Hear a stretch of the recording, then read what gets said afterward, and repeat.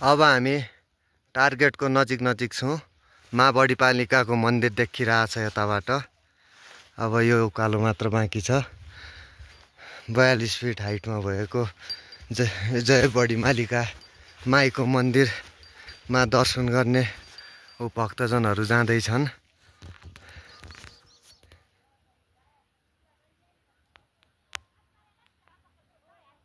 हेर्नुस्, भिडियोमै भए पनि माँको दर्शन गर्नुस्। माँ भगवतीको, माँ मालिकाको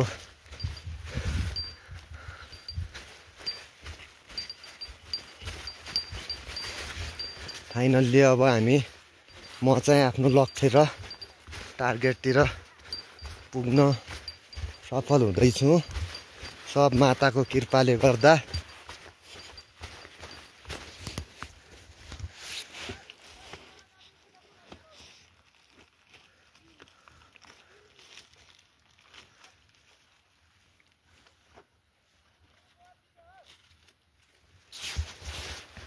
माताको मायाले,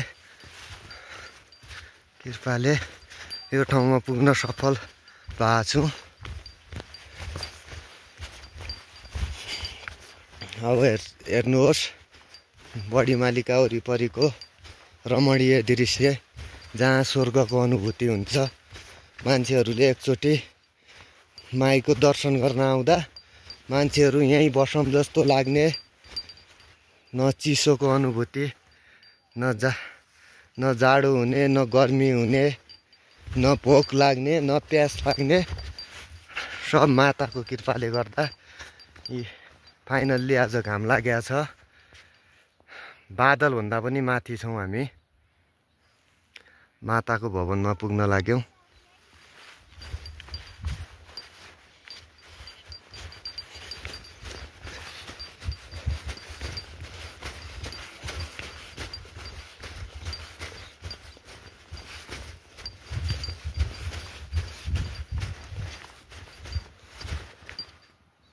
हेर्नुहोस्, हामी कति हाइटमा आएछौँ।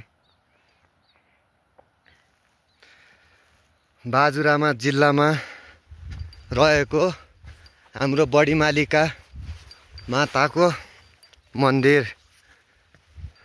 42 फिट हाइटमा भएको हाम्रो बडिमालिका माताको मन्दिर, जहाँ बुढापाका 80 वर्षका बुढापाकाहरू पनि आउनु भएको छ। माताको कृपाले, माताको करुणामय स्वभावले।